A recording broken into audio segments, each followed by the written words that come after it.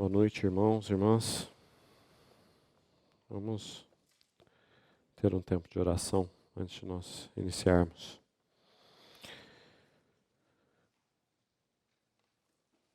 Senhor, mais uma vez, nós te agradecemos pelo privilégio de nos reunirmos aqui. De maneira nenhuma, esse é um tempo ordinário ou comum, mas é um tempo separado pelo Senhor para que tenhamos a oportunidade e o privilégio de considerar, de meditar na Tua Palavra, Senhor. Não existe nenhuma outra ocupação tão elevada, nada que possa ser superior ao que nós estamos fazendo agora, Senhor. Enche os nossos corações com esse senso de privilégio. E recebe de volta dos nossos lábios louvor, gratidão e adoração. Colocamos mais uma vez esse tempo nas Tuas mãos, para que o Senhor faça dele como bem lhe aprouver. Te agradecemos em nome de Jesus. Vamos voltar, irmãos, ao capítulo 3 de Lucas.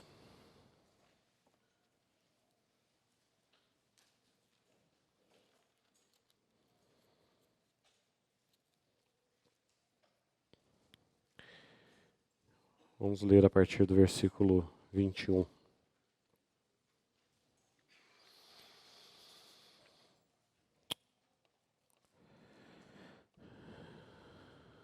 E aconteceu que ao ser todo o povo batizado, também o foi Jesus. E estando ele a orar, o céu se abriu, e o Espírito Santo desceu sobre ele, em forma corpórea como pomba. E ouviu-se uma voz do céu: Tu és o meu filho amado, em ti me comprazo. Ora, tinha Jesus cerca de 30 anos ao começar seu ministério. Era, como se cuidava, filho de José, filho de Eli. E o texto continua citando vários nomes aí na genealogia de Jesus. E termina no versículo 38. Este, filho de Adão, filho de Deus. Na reunião passada, nós focamos a nossa atenção, nós gastamos a maior parte do nosso tempo nesses primeiros dois versículos, 21 e 22. E principalmente, embora tenhamos falado de algumas diferenças, tenhamos feito alguns poucos contrastes, nós enfocamos principalmente as semelhanças, aquilo que é próximo, aquilo que é similar entre o batismo de João e o batismo de Jesus. Então hoje eu gostaria de retomar esse assunto, mas agora enfocar um pouco mais as diferenças, porque de fato o batismo que João pregava era diferente daquele batismo ordenado nas páginas do Novo Testamento em nome do Senhor Jesus. Esse batismo é um batismo diferente, que produzia resultados diferentes. E nós veremos por quê. Uma dessas diferenças, embora nós tenhamos focado mais nas semelhanças, uma dessas diferenças nós chegamos a comentar na última quarta-feira. Está aí nos versículos anteriores, de 15 a 20, quando João dá testemunho de Jesus. Ele diz aí no versículo 16 que ele batizava com água, mas que viria após ele aquele que batizaria com fogo e com o Espírito Santo, ou com o Espírito Santo e com fogo. Nós já comentamos algo a respeito disso, a diferença que é a purificação com água do que é a purificação com fogo. A água é muito semelhante ao que a moral religiosa faz conosco. Não é assim que Jesus repreendeu os fariseus? Vocês tomam cuidado de lavar o exterior do copo, mas esquecem da parte de dentro, né? E é assim que a água lava o copo por fora. A água é uma purificação exterior, ela não pode atingir o interior. O fogo produz uma purificação muito diferente. O fogo é capaz de purificar metais preciosos. Ele é capaz de purificar o ouro, é capaz de purificar a prata, porque ele penetra até o ponto de derreter aquele metal e ele traz as impurezas para a superfície. E conforme aquele fogo continua agindo, aquelas impurezas que estavam no centro do metal, que foram trazidas para a superfície, elas são queimadas pelo fogo. Então a purificação que o fogo é capaz de produzir é muito diferente da purificação da água. E João foi capaz de reconhecer isso. Então ele diz: eu batizo com água. Depois de mim vem o que batiza com fogo e com o Espírito Santo. Então esse é o próximo passo que eu gostaria de dar com os irmãos nessa diferença do batismo de João e o batismo de Jesus, ou em nome de Jesus, como até hoje nós batizamos. Então gostaria que os irmãos me acompanhassem. Pode deixar Lucas marcado aí. Vamos ao próximo livro de Lucas, os Atos dos Apóstolos. Atos capítulo 19.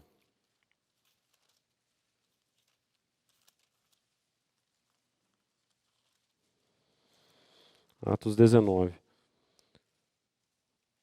Vamos ler esse primeiro parágrafo aí, de 1 a 7, para os irmãos terem um pouco de contexto do que está acontecendo.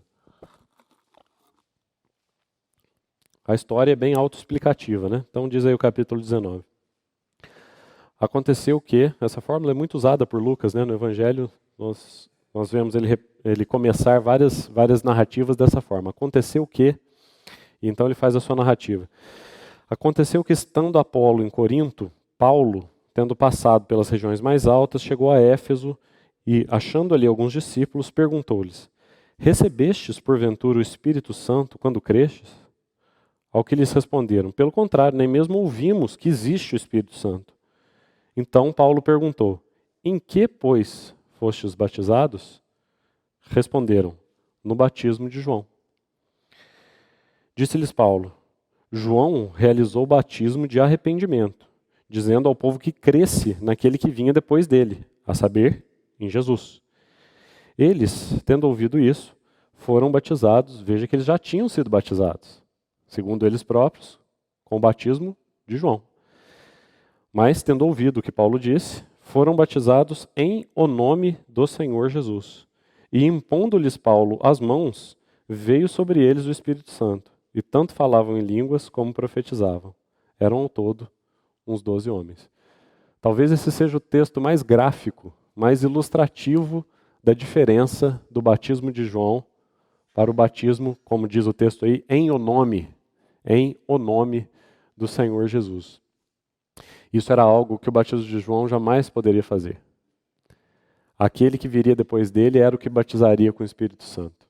João não poderia, através do batismo que ele pregou, promover a descida do Espírito Santo.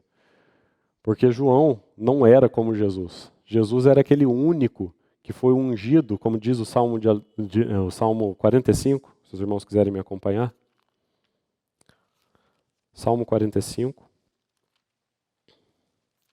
É um salmo bastante conhecido dos irmãos, nós cantamos alguns trechos dele.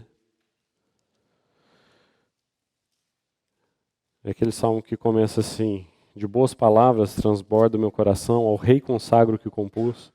Versículo 2 diz: tu és o mais formoso dos filhos dos homens. Mas o versículo que eu quero chegar é o versículo 7.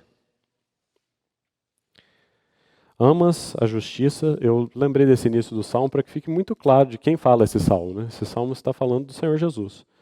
E o versículo 7 vai dizer assim: amas a justiça e odeias a iniquidade. Por isso Deus, o teu Deus, te ungiu com o óleo de alegria, como a nenhum dos teus companheiros.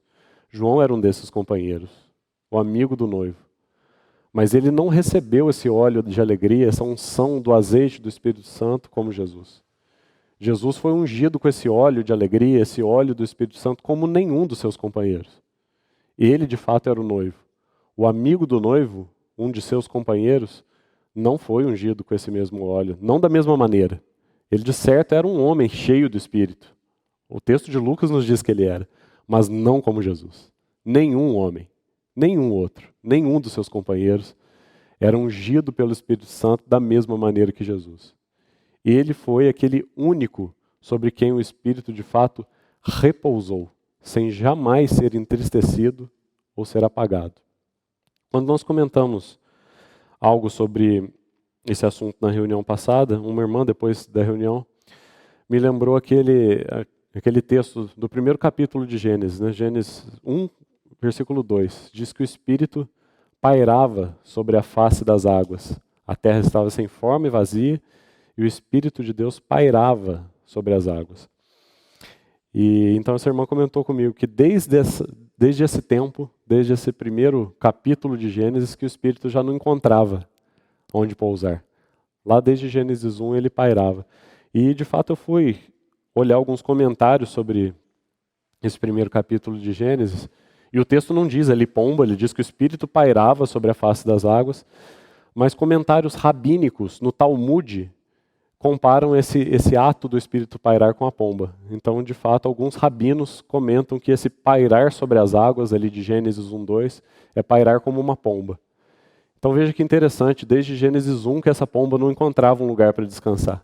Já pairava sobre a superfície das águas porque a terra estava um caos, sem forma, vazia, porque o pecado não tinha entrado ainda no mundo através de Adão, Adão ainda seria criado, mas ele já tinha entrado no universo através de Lúcifer, da rebeldia, da rebelião de Lúcifer. E por isso a terra sem forma e vazia, e o Espírito não tinha onde pousar.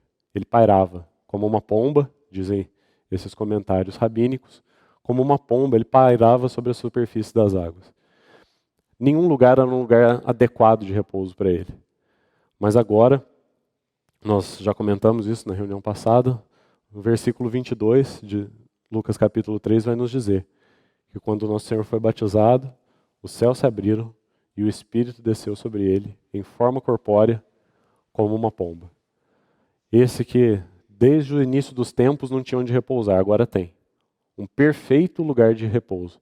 Aquele que foi ungido, como nós lemos ali no Salmo 45, com óleo de alegria, como nenhum dos seus companheiros.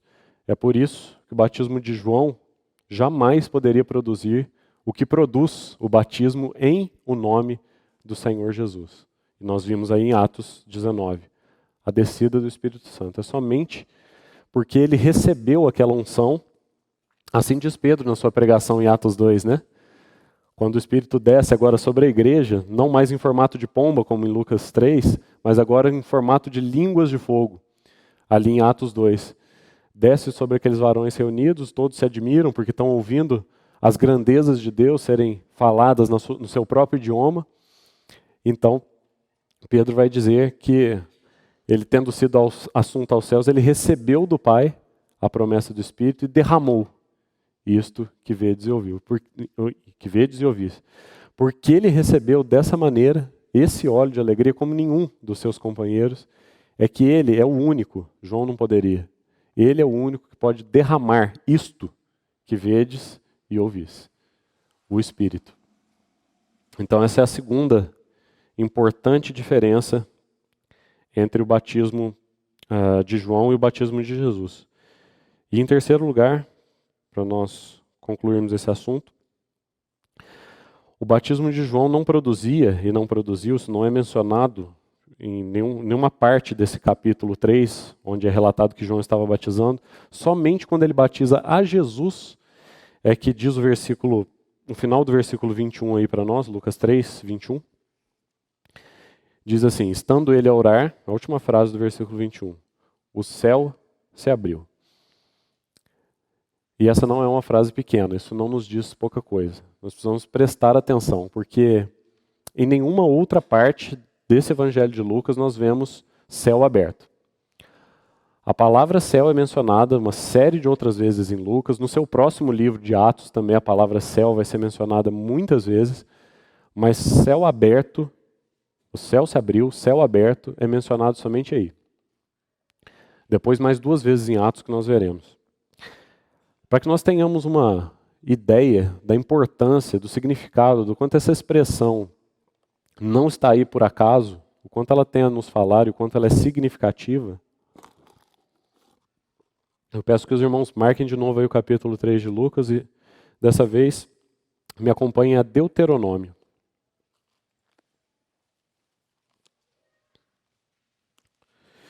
Deuteronômio 28.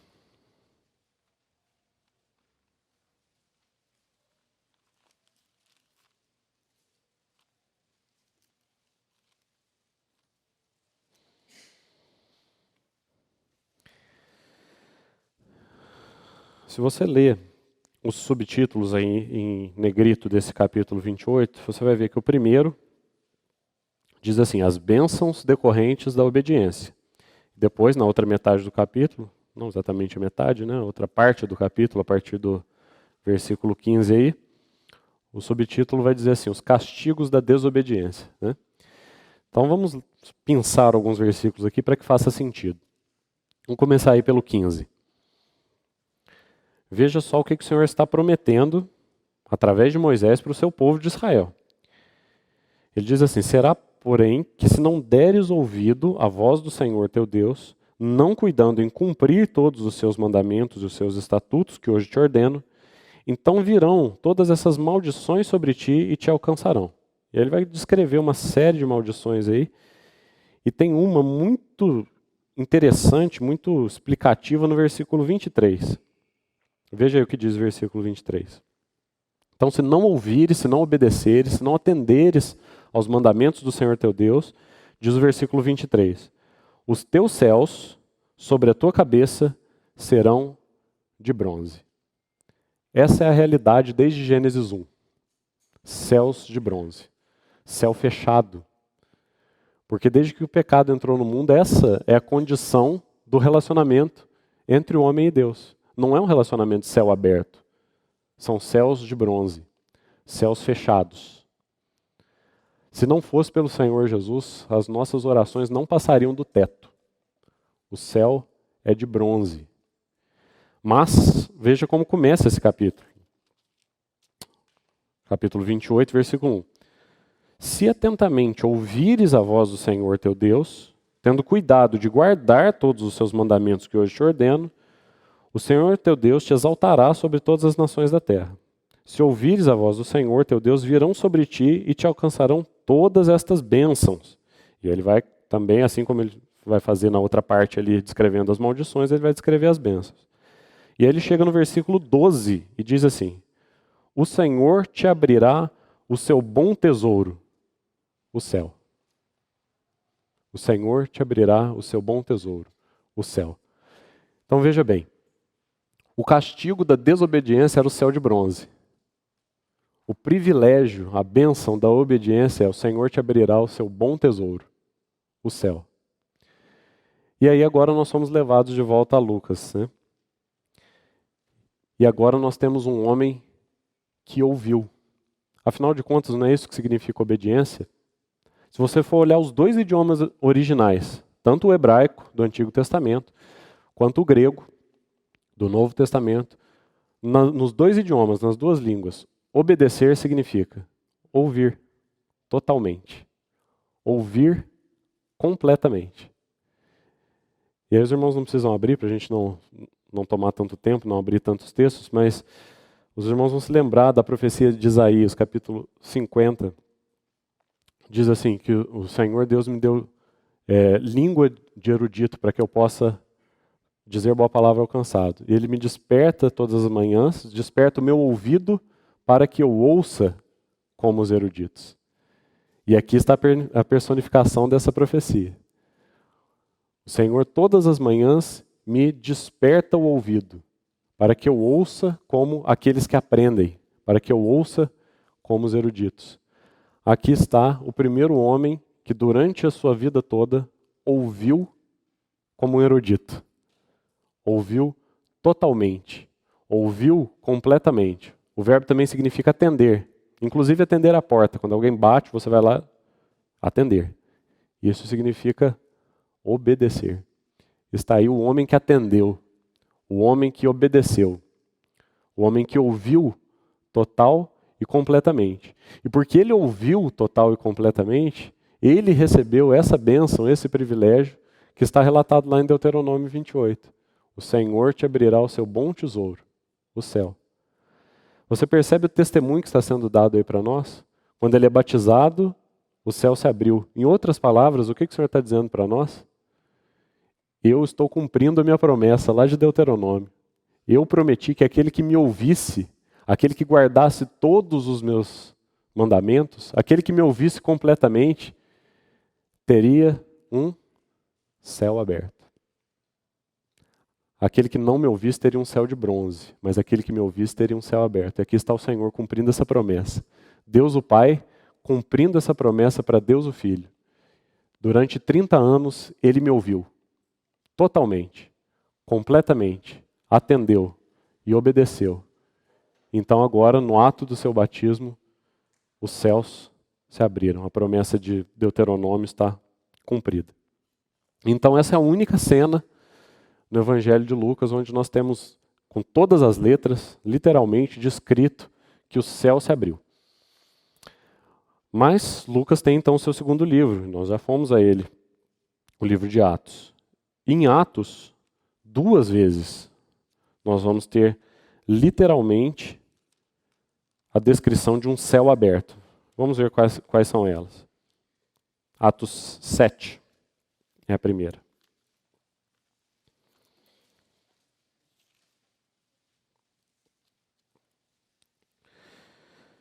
O capítulo 7 de Atos, nós sabemos, narra o martírio de Estevão, o primeiro mártir. E vamos ao final. Tem um longo discurso aí de Estevão, né? E a parte final do capítulo 7, a partir do versículo 54, vamos ler aí o que diz Estevão. Ouvindo eles isto é todo o testemunho de Estevão, toda a pregação dele, até o versículo 53. Ouvindo eles isto, enfureciam-se no seu coração e rilhavam os dentes contra ele. Mas Estevão, cheio do Espírito Santo, veja aí aquele mesmo óleo de alegria que ungiu nosso Senhor, fitou os olhos no céu e viu a glória de Deus e Jesus que estava à sua direita. E disse, eis que vejo os céus abertos e o Filho do Homem em pé à destra de Deus.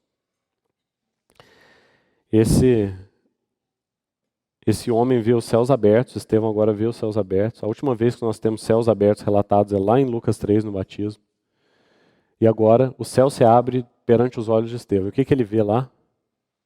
Jesus glorificado à destra do Pai. O homem que teve os céus abertos, lá em Lucas 3, viveu uma vida de céus abertos. Para ele o céu sempre foi aberto. Como nós já ouvimos, né, nesse último domingo, tanto pela manhã quanto à noite, os irmãos comentando. O céu se abriu em ocasiões muito específicas e pontuais para muitos homens no Antigo Testamento, mas apenas de forma temporária. Era um céu aberto ocasionalmente. O único homem que viveu uma vida de céu aberto foi esse que nós vemos em Lucas. Durante toda a sua existência, durante toda a sua carreira humana, ele viveu uma vida de céus abertos. E agora em Atos, então, depois que ele viveu uma vida de céu aberto, morreu, ressuscitou, ascendeu a esse mesmo céu, Estevão vê o céu aberto. E quando ele vê o céu aberto, ele vê este homem, lá. Não mais agora um homem que tem os céus abertos sobre si, mas um homem que está nos céus, glorificado, assentado à destra da majestade nas alturas. Essa é a segunda vez, então, que nós temos o céu aberto e Estevão vê Jesus. Aquele único que tinha dignidade e méritos para estar lá, assentado à destra da majestade nas alturas, glorificado nos céus. Mas Atos segue para o capítulo 10. E então essa é a última vez nos escritos de Lucas que nós veremos literalmente uma cena de céus abertos. Atos 10, versículo 11. O que está acontecendo aí, a partir do versículo 9? Pedro tem uma visão. Que visão é essa? Pedro estava muito reticente com o evangelho chegando aos gentios. Ele pensava, e a maioria dos irmãos de Jerusalém, que o evangelho era restrito aos judeus, que a igreja era uma porção privilegiada dentro do judaísmo. Então Pedro estava tremendamente reticente de que o evangelho chegasse aos gentios, à casa de Cornélio. Então o Senhor, nos seus tratos e nos seus modos, vai mostrar a Pedro que o propósito dele se estende muito além do povo de Israel. Que o evangelho não seria somente para os judeus, que ele não deveria hesitar e que ele deveria pregar sim na casa de Cornélio aos gentios. E de que forma que o Senhor decidiu instruir Pedro que ele deveria fazer isso? Ele dá essa visão que nós vamos ler aí, a partir do versículo 11. Vamos começar do 10 para ter o contexto. Estando com fome, Pedro com fome, quis comer. Mas enquanto lhe preparavam a comida, sobreveio-lhe um êxtase. Então viu o céu aberto, e descendo um objeto como se fosse um grande lençol, o qual era baixado à terra pelas 4 pontas, contendo toda sorte de quadrúpedes, répteis da terra e aves do céu. E ouviu-se uma voz que se dirigia a ele: Levanta-te, Pedro, mata e come. Mas Pedro replicou: De modo nenhum, Senhor, porque jamais comi coisa alguma comum e imunda. Segunda vez a voz lhe falou: Ao que Deus purificou, não consideres comum. Sucedeu isso por 3 vezes e logo aquele objeto foi recolhido ao céu. Sem entrar em muitos detalhes, porque não é esse texto que é o alvo da nossa consideração, mas o que é esse lençol cheio de toda sorte de animais, de quadrúpedes e répteis? É uma figura da igreja. Qual era a lição que o Senhor estava querendo ensinar a Pedro? A igreja é muito mais do que esse pequeno cercadinho, esse pequeno rebanho que você conhece aí dentro do arraial do povo de Israel. Você acha que as ovelhas são só essas aí de Jerusalém? Não. O meu arraial é muito maior do que você pensa. Toda sorte de quadrúpedes, de aves, de répteis, tudo isso que você considera imundo, eu purifiquei. E aquilo que eu purifiquei, você não considere nem comum e nem imundo. Então, a terceira e última vez, dentro dos escritos de Lucas, que nós veremos o céu aberto, quem é que Pedro agora está vendo nesse céu aberto? A igreja. Sobre a vida de Jesus, como nós vemos por ocasião do seu batismo, os céus sempre estiveram abertos. E porque ele viveu uma vida de céu aberto, morreu, ressuscitou, ascendeu e foi aceito nesse mesmo céu. E nós temos então o testemunho de Estevão, que vê os céus abertos e vê Jesus lá, assentado à destra de Deus. E logo depois, no capítulo 10, agora é Pedro quem vê os céus abertos. E porque esse homem que viveu uma vida de céus abertos e foi assunto a esse mesmo céu, e de lá derramou isso que nós vemos e ouvimos, agora nós também temos acesso a esse céu. Muito mais do que simplesmente uma porta de revelação, como o Senhor diz lá em Apocalipse, para a igreja de Filadélfia. Né? Tem posto diante de ti uma porta aberta que ninguém poderá fechar. Um canal de revelação desimpedido. Graças a Deus por isso, e nós de fato temos uma porta aberta, um canal aberto, uma revelação plena e ininterrupta do Senhor, assim como o Senhor prometeu à igreja de Filadélfia. Mas mais do que isso, por causa do que o Senhor fez, nós temos acesso. Não somente uma porta de revelação, mas acesso. Quando o céu se abre pela última vez, Pedro vê a igreja. O cabeça primeiro e o corpo depois. Estevão vê o cabeça nos céus. Pedro vê o corpo nos céus.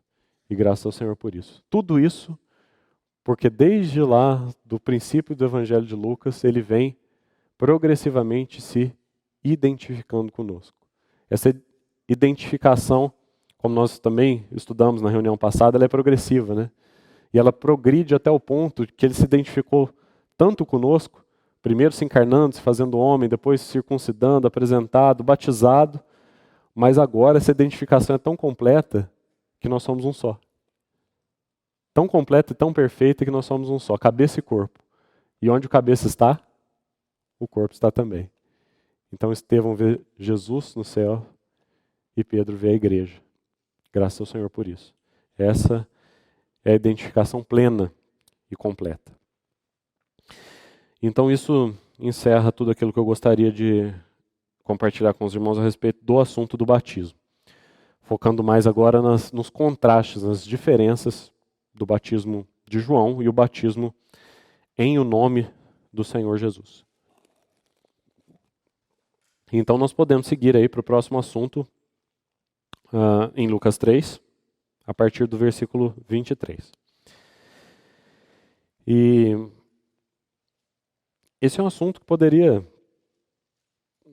gastar muito tempo examinando cada um desses nomes e as histórias deles, mas penso que isso seria muito informativo, mas pouco edificante. Então eu gostaria apenas de destacar 1 ou 2 pontos a respeito desse assunto da genealogia, por que ela é dessa maneira, por que ela é colocada aí. E que o Senhor, na sua soberania, use esse tema e esse assunto para tocar o coração dos irmãos, porque à primeira vista, né, esses assuntos de genealogia parecem tão insípidos, e de fato podem ser, dependendo da maneira que forem abordados, mas porque é a palavra de Deus, ela tem um poder diferente de qualquer outro texto. Ela é uma espada, ela penetra até o ponto de dividir alma de espírito e juntas de medulas. Então, que o Senhor, apesar desse tema aparentemente um pouco insípido, possa falar algo ao coração dos irmãos. Então, vamos olhar novamente aí para esse versículo 23 que inicia esse trecho. Ora, tinha Jesus cerca de 30 anos ao começar o seu ministério. Era como se cuidava, filho de José, filho de Eli.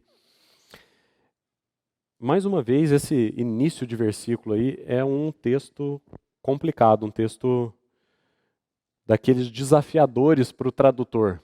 Por quê? Porque o original diz assim: Jesus, ele mesmo, traduzindo da maneira mais literal possível, a primeira frase desse versículo 23. Jesus, ele mesmo, tinha cerca de 30 anos quando começou. Ponto. Quando começou. Jesus, ele mesmo, tinha cerca de 30 anos quando começou. E aí, o tradutor fica sem ter para onde correr, ele diz assim, quando começou o seu ministério. Mas a palavra ministério não está aí no texto original. Ela foi acrescentada para que a frase tenha um pouco mais de sentido. Quando começou o seu ministério. E de fato não está errado. Jesus está aí mesmo começando o seu ministério.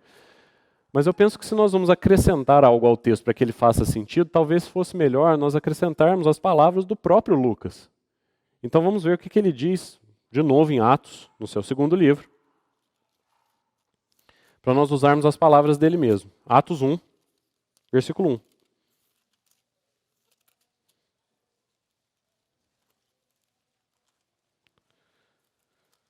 Atos 1, 1. Escrevi o primeiro livro, ó Teófilo, o primeiro livro, o Evangelho de Lucas, esse que nós estamos lendo. Escrevi o primeiro livro, ó Teófilo, relatando todas as coisas que Jesus começou. E aí ele próprio completa agora, começou a fazer e ensinar.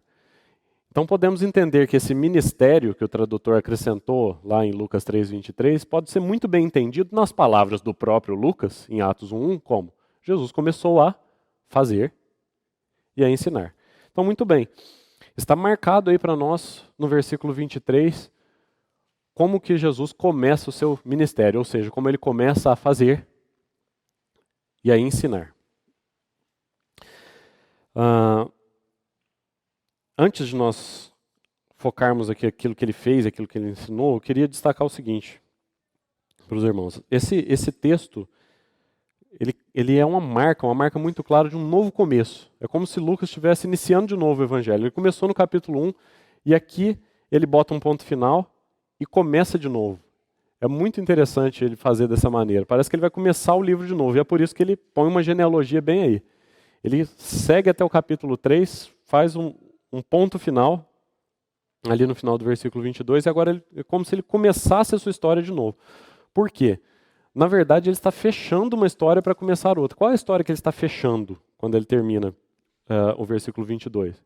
Ele está fechando, concluindo a história do precursor.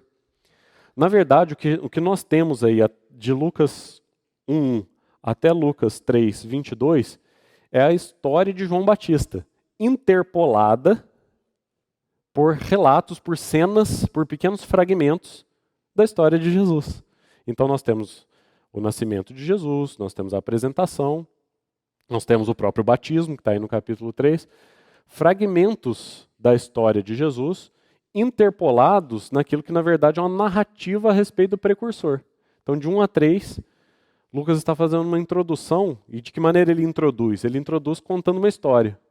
Então ele conta uma história introdutória a respeito de João Batista. Neste relato, nessa história de João Batista, ele interpola fatos sobre a vida de Jesus. E agora ele chega ao versículo 22 e põe um ponto final. Aqui encerra a história de João.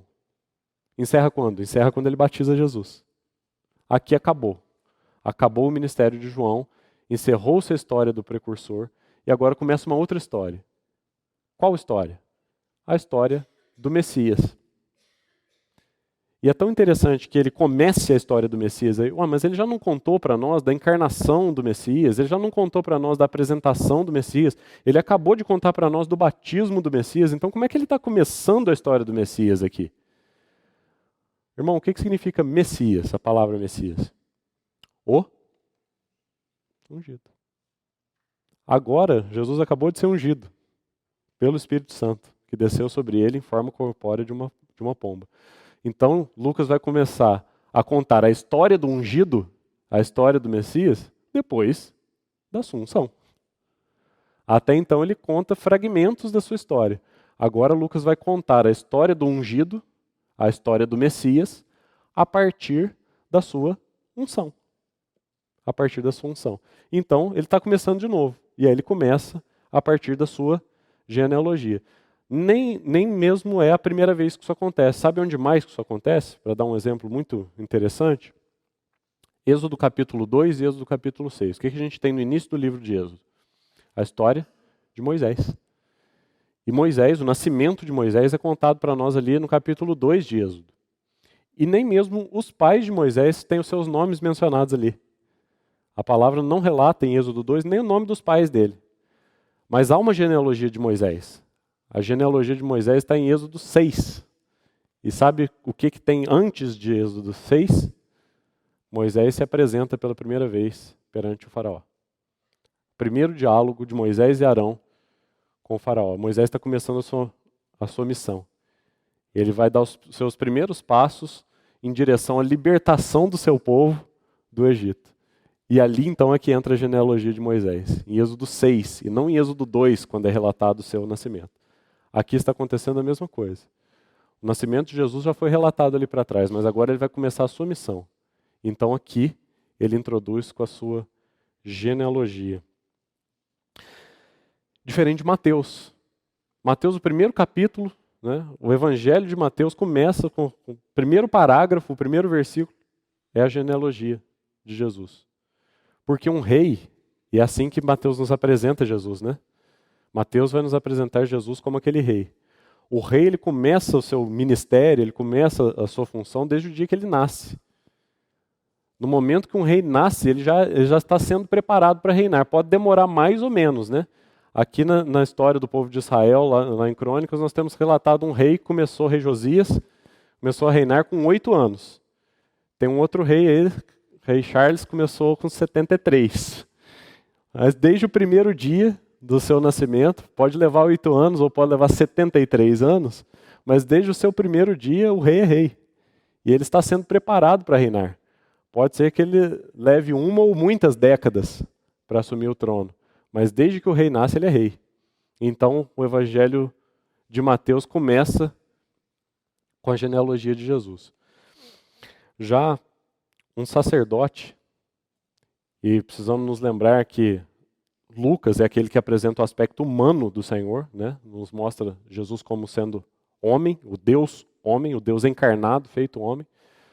Mas os irmãos, desde o momento que introduziram o estudo aqui do Evangelho de Lucas, destacaram esse aspecto para nós. Não sei se os irmãos se lembram, está lá nas primeiras reuniões de introdução ao estudo do Evangelho de Lucas.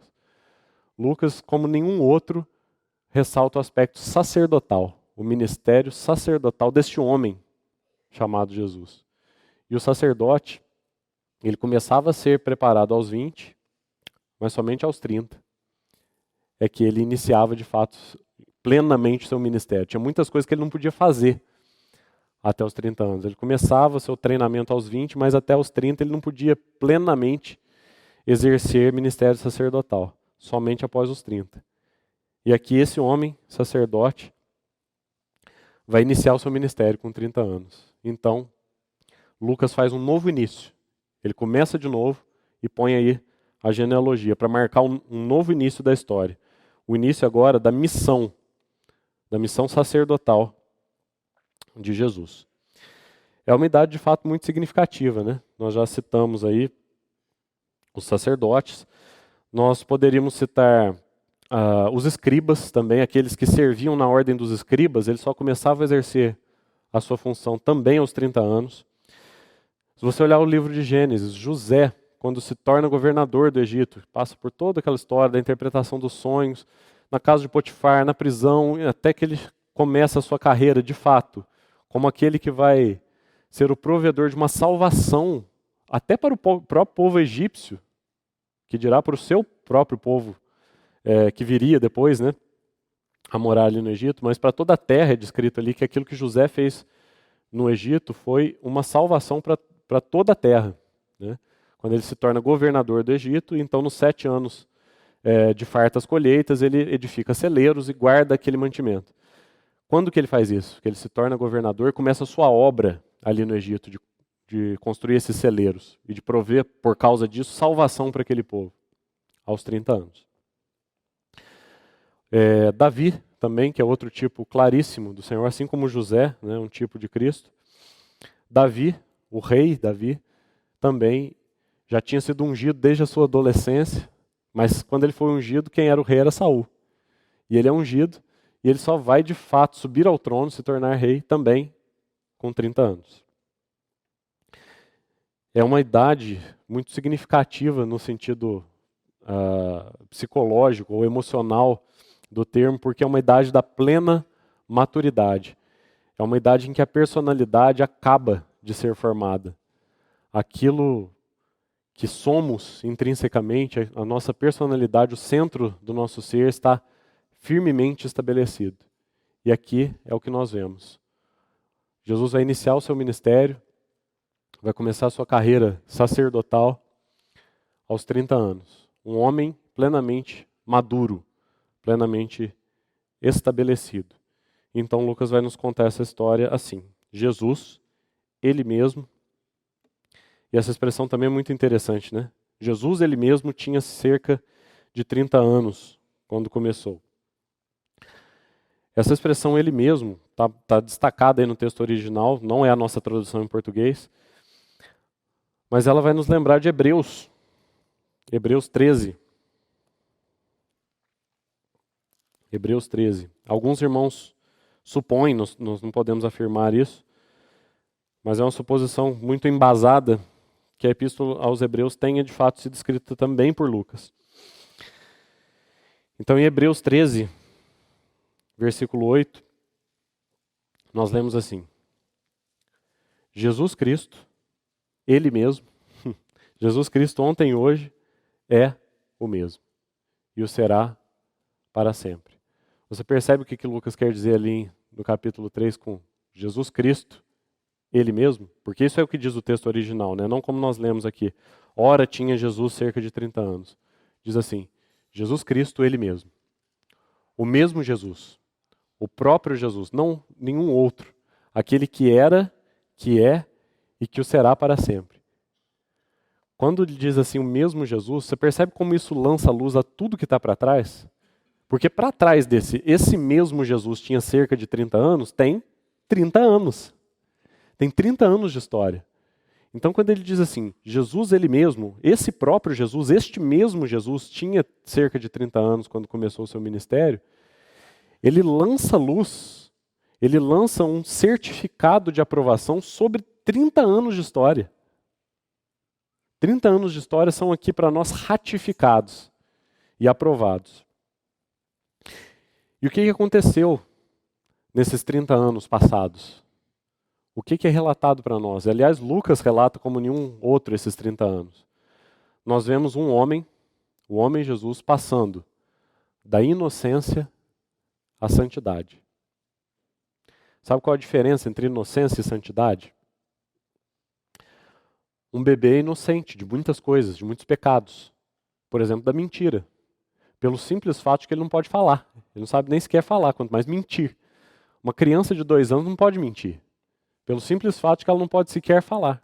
Então ela é inocente do pecado da mentira. Jesus, como uma criança, como um bebê, também era inocente, num sentido muito superior ainda, porque a criança é inocente quanto aos atos, mas não quanto à natureza. Ela é inocente porque não praticou nenhum ato pecaminoso, mas não é inocente quanto à sua natureza pecaminosa. Jesus era inocente quanto à sua natureza, mas assim como qualquer outra criança, era inocente de atos pecaminosos.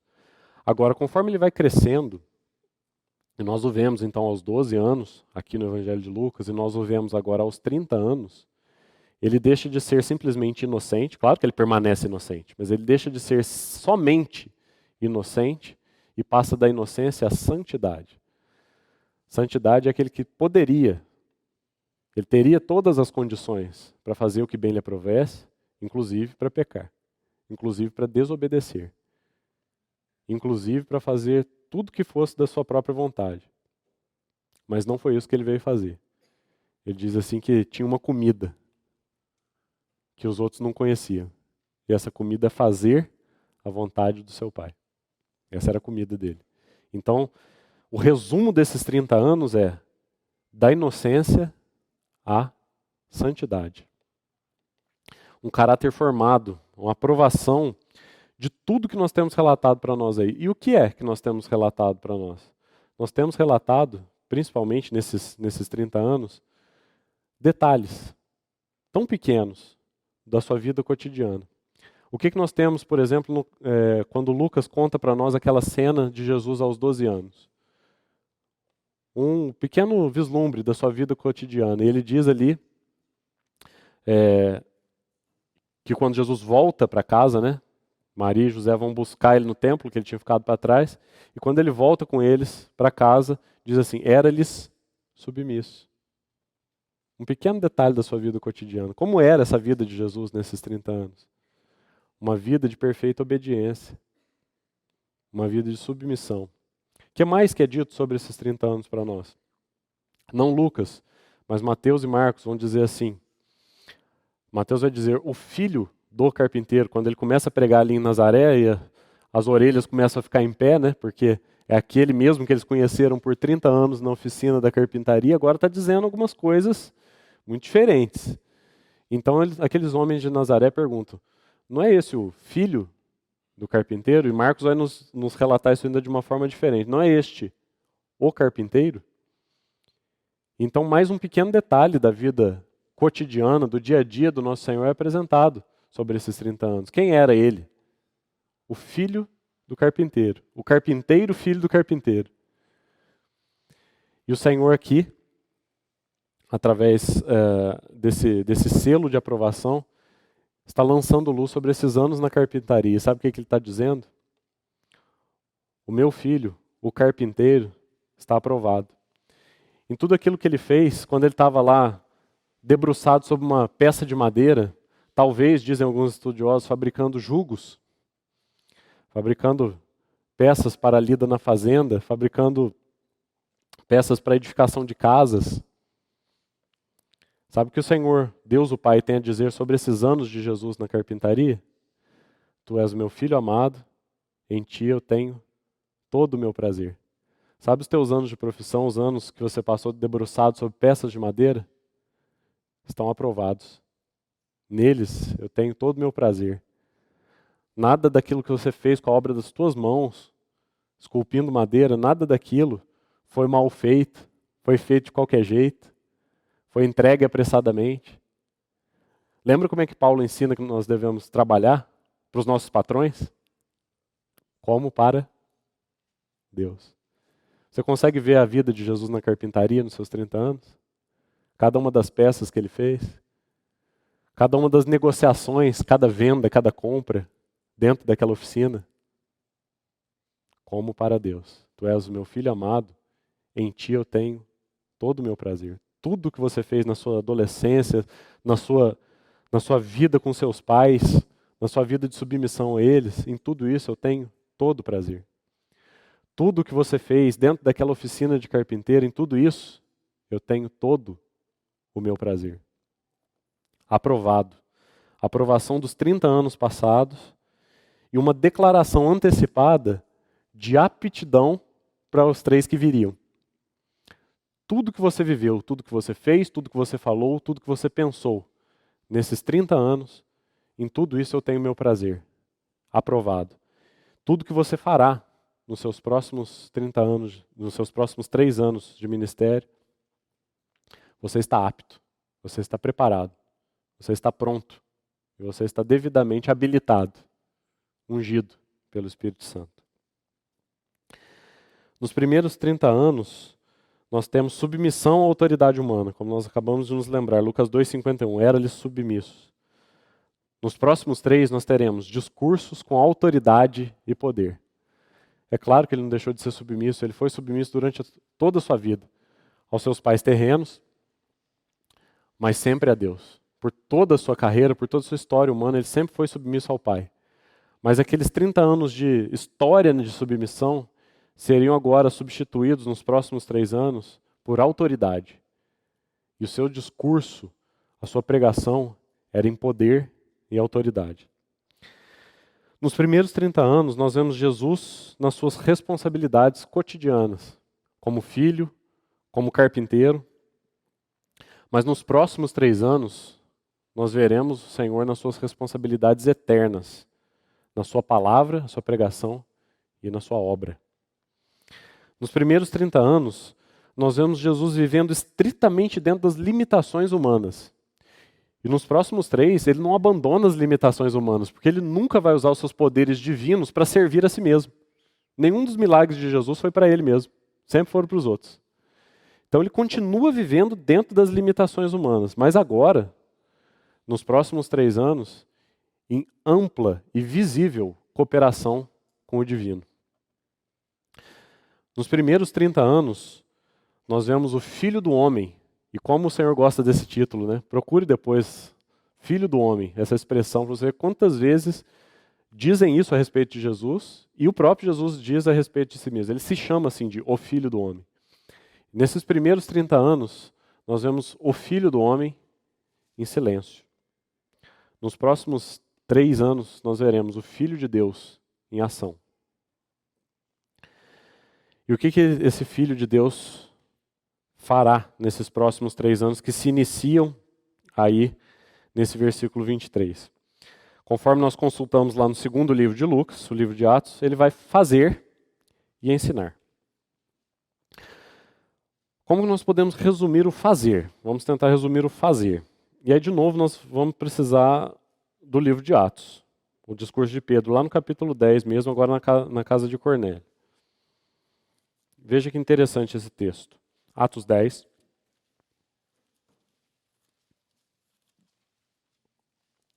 Então nós vamos procurar resumir, se é que podemos, né, irmão, resumir o ministério de Jesus. Forçosamente o resultado será imperfeito. Resumir em poucas palavras o ministério de Jesus, o que ele fez, o que ele ensinou, forçosamente produzirá um resultado imperfeito. Mas nós precisamos e queremos tentar. Vamos ver o quão próximo nós conseguimos chegar de algo adequado. Veja aí o que Pedro vai dizer em Atos 10. Vamos ler 3 versículos, 37 a 39. O que está acontecendo aqui? Pedro está pregando na casa de um centurião gentio chamado Cornélio. Então ele vai resumir. Vamos tentar, junto com Pedro, aqui, fazer um resumo da história do ministério de Jesus. Vós conheceis a palavra que se divulgou por toda a Judéia, tendo começado desde a Galiléia, depois do batismo que João pregou. Está vendo onde que Pedro começa a contar a história do ministério de Jesus? Depois do batismo. Depois do batismo que João pregou. O que aconteceu depois do batismo? É a cena que nós estamos vendo lá em Lucas 3, né? Estamos vendo em Lucas 3 essa cena. Depois do batismo que João pregou, versículo 38. Como Deus ungiu a Jesus de Nazaré com o Espírito Santo. Acabamos de ver essa cena também, não é isso? No início do capítulo 3, nós vemos João pregando um batismo. Depois, ainda no capítulo 3, nós vemos Deus ungindo a Jesus de Nazaré, nos versículos 21 e 22 do capítulo 3 de Lucas, com o Espírito Santo e com poder, o qual começou o seu ministério. Vemos lá no versículo 23. Andou por toda parte, fazendo o bem. Então, talvez a parte do ministério de Jesus que nós estamos dividindo em fazer e ensinar, se nós quisermos resumir o fazer, está aí. Andou por toda parte, fazendo o bem. E que coisa maravilhosa é nós olharmos para o ministério de Jesus dessa maneira, né? Fazendo o bem verdadeiro, o bem desinteressado. O bem no sentido mais profundo possível. Cura talvez seja uma coisa muito óbvia, né, que é fazer o bem. Tinha doentes que precisavam ser curados e Jesus os curou. Fazer o bem, que coisa mais patente, né?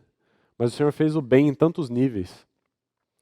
Porque houve quem chegasse perante ele e não saísse com as suas preces atendidas. Um deles foi o jovem rico. Chegou diante dele e saiu envergonhado. Mas nessa ocasião, o Senhor fez o maior bem que poderia ter feito para ele. Expôs aquilo que impedia o seu coração de progredir, de andar após ele. Você quer vir após mim? Né? Então, vende tudo que você tem e dá para os pobres. E o que ele mostrou? Ele fez o maior bem que ele poderia ter feito. Mostrou quem era o rei do coração daquele jovem. Fez o bem. Andou por toda parte fazendo o bem. Ou, se você quiser as palavras que nós lemos lá em Deuteronômio, lembra da promessa de Deuteronômio 28, versículo 12? Ele derramará do seu bom tesouro o céu. Isso foi o que Jesus fez. Isso é o fazer de Jesus durante seu ministério.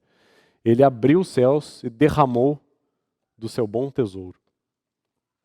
Derramou o seu tesouro celestial.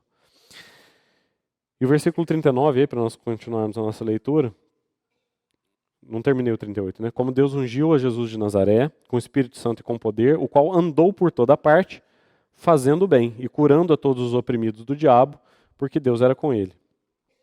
E nós somos testemunhas de tudo que ele fez na terra dos judeus e em Jerusalém, ao qual também tiraram a vida pendurando no madeiro. Veja que em 3 versículos Pedro condensa o ministério de Jesus. Começando depois do batismo, diz o 37, andou por toda parte fazendo o bem, diz o 38, e o 39 diz, pendurado no madeiro. Porque esse era o fim do ministério do nosso Senhor. Se o grão de trigo caindo em terra não morrer, fica só. Esse era o final do seu ministério. Andou por toda parte fazendo o bem, mas o seu ministério não se resumia a fazer o bem. Ele não era um curandeiro, não era o pajé de Israel.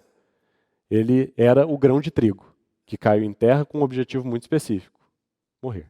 E assim, Pedro conclui a sua descrição do ministério de Jesus no versículo 39. Então isso é o fazer, dentro do que significa o ministério de Jesus. Tinha cerca de 30 anos quando começou o seu ministério. Fazer e ensinar. Talvez isso seja um bom resumo do fazer. E o ensinar? Se nós formos tentar também, de maneira tão limitada, podemos tentar resumir o que Jesus ensinou. Bom, tudo aquilo que ele ensinou está relatado para nós nos 4 evangelhos. Então vamos tentar resumir em uma frase cada evangelho. O evangelho de Mateus, talvez o melhor resumo dele seja o evangelho do governo de Deus. Mateus é o evangelho do reino. No Sermão da Montanha nós temos o manifesto do rei, a legislação do reino. Depois Mateus vai dizer bem-aventuranças para aqueles que aceitam o reino e os ais para aqueles que rejeitam o reino. A expressão reino dos céus aparece 33 vezes em Mateus. 33 vezes aparece reino dos céus em Mateus. Essa expressão não aparece nenhuma vez nos outros evangelhos. A ideia do reino dos céus aparece, mas a expressão reino dos céus não aparece em nenhum outro dos três outros evangelhos nenhuma vez. 33 vezes aparece em Mateus reino dos céus. Então, talvez o ensino de Jesus, se nós quisermos resumir assim, o ensino de Jesus em Mateus é o ensino do reino, o reino dos céus. Em Marcos, é bastante interessante, bastante peculiar, porque Marcos não relata muitas pregações. Marcos tem pouco ensino verbal. Poucas vezes Jesus aparece em Marcos ensinando, falando. Mas Marcos é um evangelho rico de ensino.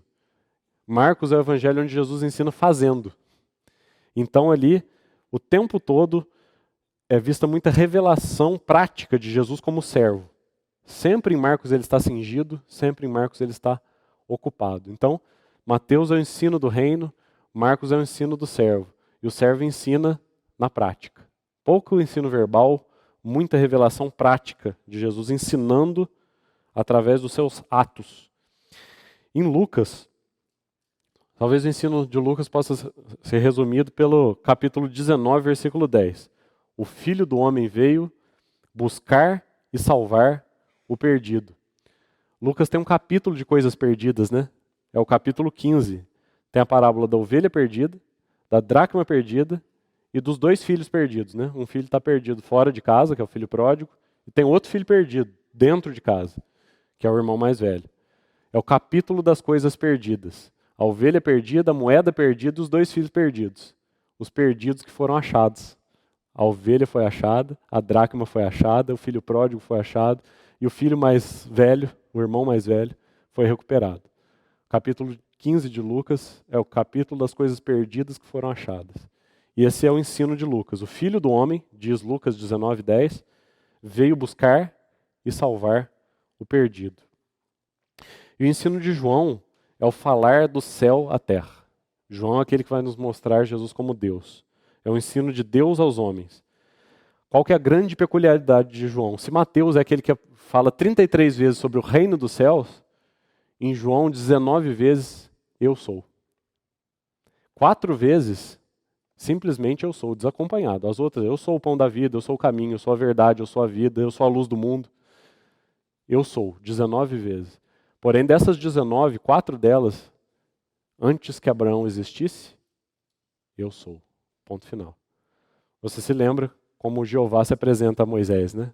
Quando ele diz, naquela visão que ele tem na sarça ardente, quando o povo me perguntar quem é que me enviou, como é que eu vou dizer para eles quem é você? E o que Jeová, o que Deus responde para Moisés? Eu sou o que sou. Então o Evangelho de João é aquele que vai nos mostrar 19 vezes Jesus dizendo assim, eu sou. João é o Evangelho que vai mostrar que Jesus, acima de qualquer dúvida, é Deus. Tanto é que 4 vezes ele usa desacompanhado. Eu sou.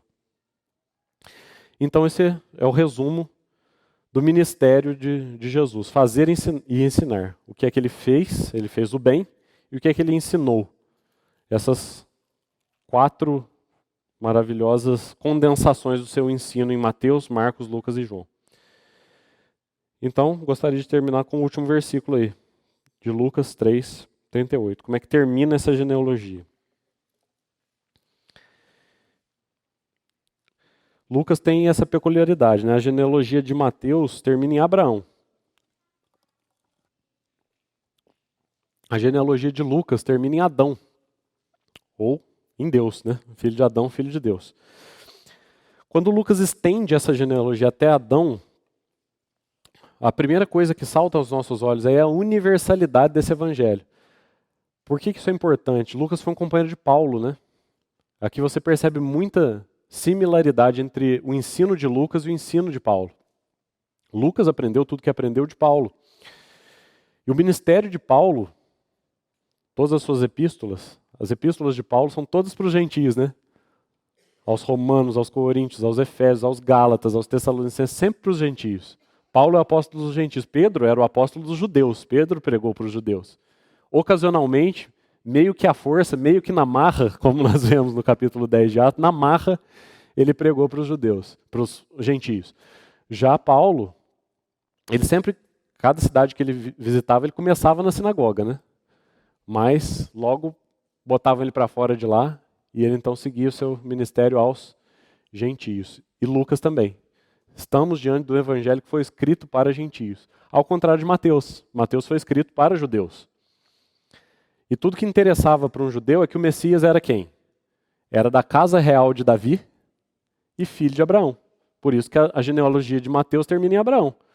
Porque o rei que os judeus esperavam, o Messias que os judeus esperavam, quem era? Um Messias real, descendente de Davi. Um Messias da sua própria parentela, descendente de Abraão. Então a genealogia de Mateus termina em Abraão. Passa por Davi e vai até Abraão. A genealogia de Lucas não, ela transcende Abraão e ela chega lá de volta em Adão. Mostrando então que esse evangelho não era só para os judeus. Essas boas novas não eram só para os filhos de Abraão, é para os filhos de Adão. Todos os filhos de Adão são os destinatários dessa carta que está diante de nós, o evangelho de Lucas. Lucas, escrevendo para todos, mostra que o Messias se aparentou com os gentios tanto quanto com os judeus. Em Mateus, temos um filho da realeza, nascido com direito a uma herança gloriosa. Em Lucas, um Salvador que carrega sobre si a somatória e o resumo de todo o sofrimento humano. Talvez Lucas tenha frisado Adão como filho de Deus por causa dos seus leitores gentios, para lembrá-los da origem divina da raça humana, raça que eles agora compartilhavam com o Messias. É uma correção dos mitos pagãos, né? Os pagãos tinham inúmeras histórias, inúmeras lendas, inúmeros mitos de como surgiu o homem. Aqui Lucas está lembrando como é que surgiu o homem. Filho de, filho de, filho de, filho de Adão, filho de Deus. Aqui com essa simples expressão, Lucas, escrevendo para todos os povos gentios, lembra de onde é que veio o homem. Da criação amorosa de Deus. E agora esse mesmo Deus que criou o homem, veio salvar o homem. Então ele conclui assim sua genealogia. Filho de Adão, filho de Deus. E porque esse Senhor tudo isso compartilhou conosco, compartilhou da nossa humanidade, compartilhou do nosso arrependimento, como vemos no batismo, se identificou conosco em arrependimento, embora ele mesmo não tivesse do que se arrepender, porque ele tão plena e tão completamente se identificou conosco, ele repartiu esse direito que só ele tinha aos céus abertos. Nós vimos as 3 menções de céus abertos nos escritos de Lucas, né? Lucas e Atos. E eu guardei para que nós terminássemos a nossa reunião assim, a última menção na palavra de céus abertos. E ela está em Apocalipse, bem no finalzinho de Apocalipse 19. Eu gostaria então que a gente concluísse com isso. A última vez que nós veremos os céus abertos. A primeira vez, no batismo de Jesus. A segunda, Estevão vê Jesus glorificado. Na terceira, Pedro vê a igreja. Na última, em Apocalipse 19, Apocalipse 19, versículos 11 a 16. João vê o céu aberto pela última vez. 19 e 11. Vi o céu aberto, e eis um cavalo branco. O seu cavaleiro se chama Fiel e Verdadeiro, e julga e peleja com justiça. Os seus olhos são chama de fogo, e na sua cabeça há muitos diademas. Tem um nome escrito que ninguém conhece senão ele mesmo. Está vestido com um manto tinto de sangue, e seu nome se chama o Verbo de Deus. E seguiam-no os exércitos que há no céu, montando cavalos brancos com vestiduras de linho finíssimo, branco e puro. Sai da sua boca uma espada afiada para com ela ferir as nações. E ele mesmo as regerá com cetro de ferro. E pessoalmente pisa o lagar do vinho do furor da ira do Deus Todo-Poderoso. Tem no seu manto e na sua coxa um nome inscrito: Rei dos Reis e Senhor dos Senhores. Essa é a última vez que o céu aparece aberto, porque da próxima nós estaremos lá com ele. Graças ao Senhor por isso. Amém. Se algum irmão assim desejar, que nos eleve ao Senhor em oração.